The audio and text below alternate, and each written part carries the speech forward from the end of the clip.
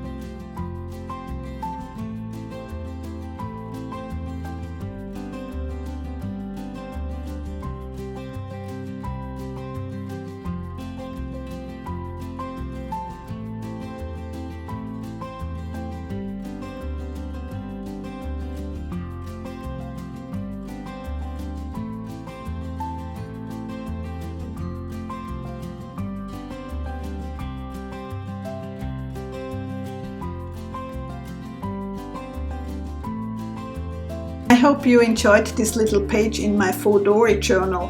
And if you want to know how I do those art journals, don't forget to hit the subscribe button and also click on the bell icon, so you're never gonna miss when I upload a new video. See you soon, take care!